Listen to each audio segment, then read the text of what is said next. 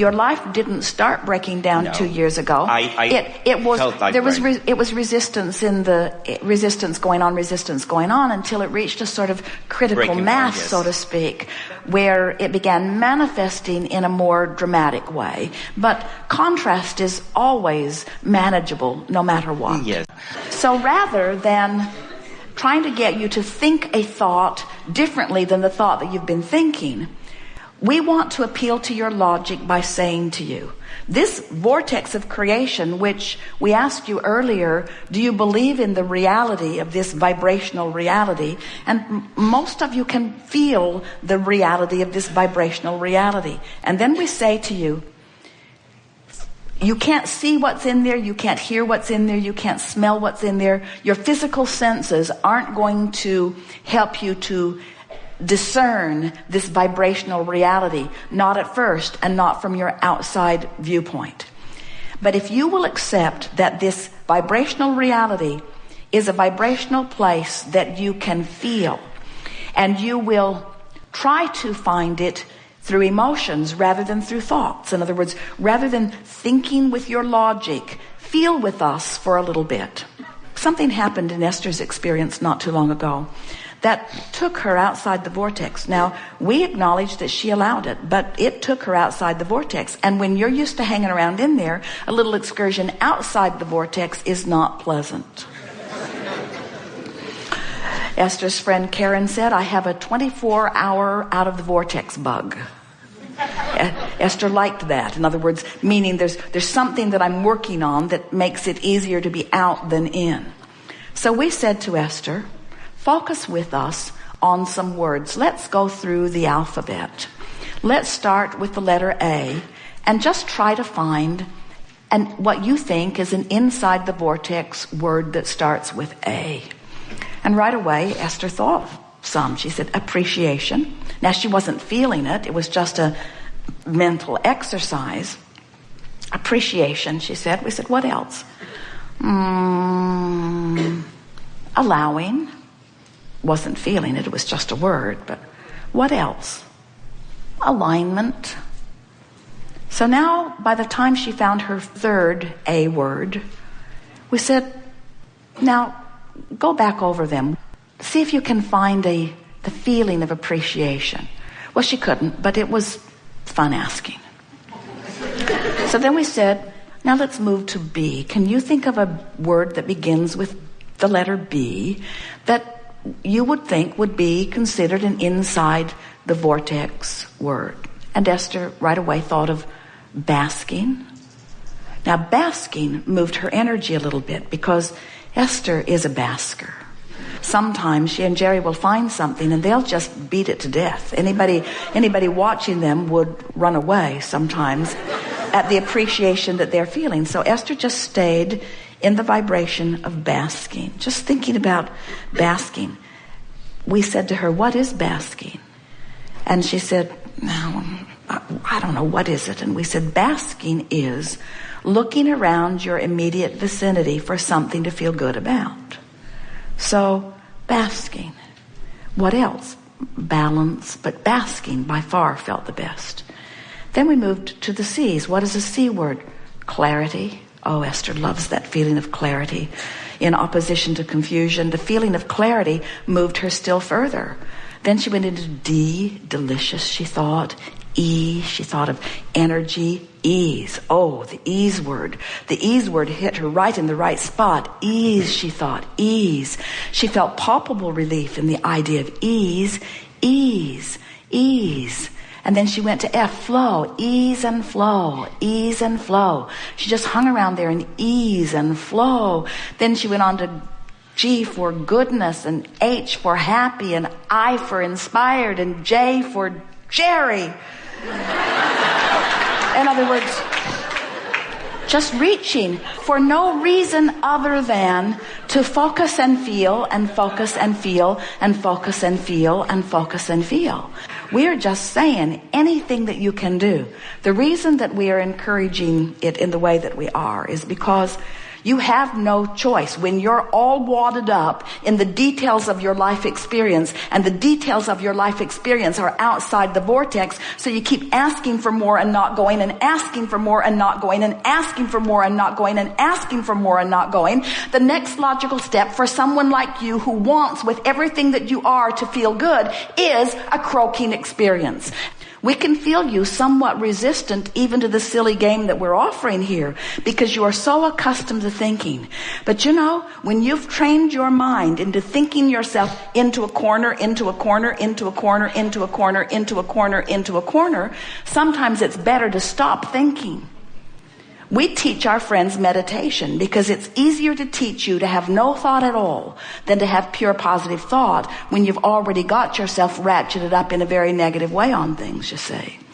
So we so enjoy the power of your mind. But we want to say to you, you have to find a way of relaxing that powerful focus. And when you do, you will move into the vortex so quickly, you have not even begun to taste the sweetness of the alignment that is waiting for you. Imagine a cork bobbing on the surface of the water, and see that perspective, that position on the water as pure positive energy, connection to source and to all that is good. Now hold that cork under the water. That's what negative emotion is. But in the moment that you let go of it, it bobs right back to the surface again. So what we're saying to you, in the releasing of the thought that you've trained yourself into, you'll bob back to the surface. The vortex will take you in. You can do it a little every single day.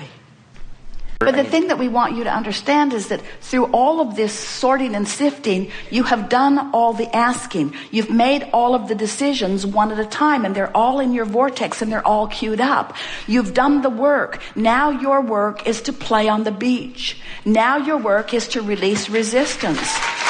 Now your work is to appreciate and bask and find clarity and look for delicious ease and flow. In other words, your work is to look for feelings that feel good. Your work is non-work. Your work is release and relief and release and relief and release and relief.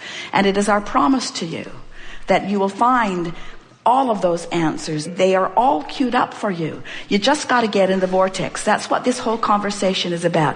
You just got to get in the vortex. You just got to get in the vortex. But that makes it sound like something that you got to do. So what we really want to say, first time ever, thank you very much. You just got to stop being outside the vortex. You just got to stop clinging to what's out of the vortex. You got to loosen your grip on outside the vortex. You got to play more. You got to laugh more. You got to have more fun. You got to release more. You got to think less. You want to meditate more. You want to bask more. In other words, don't make it a thinking game. Let it be a feeling game. And then watch what happens. So much there for you. So, for example, let's say that you don't have enough money. Your bills are piling up. You're really feeling worried, which is your emotional indicator that you're focused differently than the source within you is focused. But let's say, and it is perfectly logical, you're experiencing a financial shortage and you are worried. So that's how you're standing in your physical body. Well, every time you focus upon this shortage, this problem of shortage, you are creating an equivalent solution. And your inner being is holding steady to the vibration of the solution. If we were talking about physical well-being, when your physical body is sick, you create a vibrational wellness that is more than was there before you got sick. In the same way that when you are experiencing exaggerated shortage, you're creating a vibrational equivalent of abundance that is more than it was before you experienced your shortage. So the problem actually, which as it came into focus, actually caused you to bring into focus an equivalent solution to which you do not have access while you are still worried. Your worry, in fact, is your emotional indicator that lets you know you are doing the problem part of the equation while the source within you is doing the solution part of the equation. But you, in your physical form, cannot have access to the solution as long as the problem is what is most active in your vibration. So many people say, well, then show me the money. Inner being, smarty pants that you are, standing over there with all of my abundance, fork it over. Give me the abundance, and when I see it, I will feel better. And we say, of course you would feel better if you could see the solution to your problem. But you have to find the solution to your problem vibrationally before it can manifest. You have to withdraw your attention from the problem before the solution can come into view. So you have something to think about all day, every day. Esther has really been pondering this recently.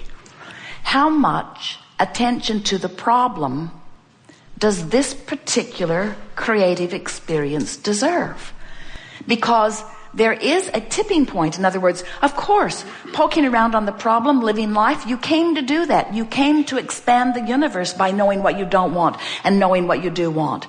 But there is a time, and all of you have to decide when it is for you, that you're willing to say, all right, I've poked around at this problem significantly enough to create a really good solution. Now I think I'll tune myself to the solution rather than to the problem. And the answer to when that is simply this.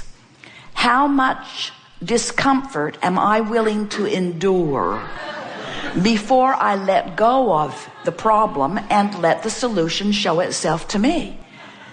Really, that's the only thing that makes the difference. Now, of course, most people, Esther included, who is standing in the attitude of poking around at the problem, immediately feels the discord of being a vibrational match to the problem rather than to the solution. And then something interesting kicks in for most of you.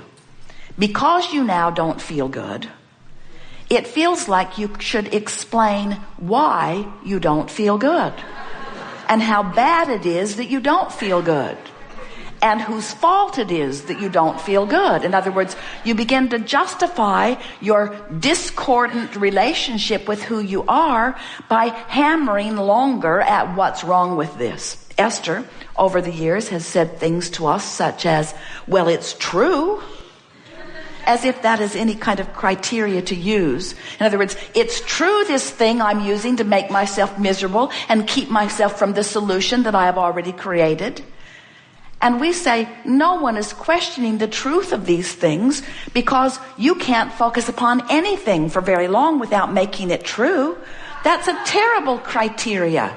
It's true. It's true, and so I focus on it. We say, cancer's true. Do you want some? Plundering, rapes, murder, all true. You want some of that? If you focus upon those things just because they are true, you open yourself to all kinds of things unwanted as well as wanted. We think a different criteria is in order. So rather than saying it's true, why not ask yourself, how does it feel? How does it feel? Because sometimes you can poke around on what you consider to be a problem and it feels interesting. And we want to say to you, we've never said it to you before, that if you are poking in the direction of what feels like a problem and it feels interesting, you're still in the vortex. In other words, if it still feels interesting, you are not separating yourself from who you are. You're working the contrast in a productive way from inside the vortex, because in every particle of the universe, even where we stand in non-physical, there is wanted and unwanted.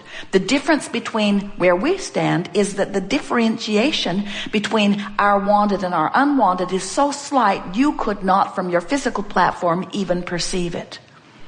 So really, what we're wanting you to sort of come to an awareness of today, in the time that we are together, is how much grief am I willing to endure for the sake of expansion? And if we were standing in your physical shoes, we would say none.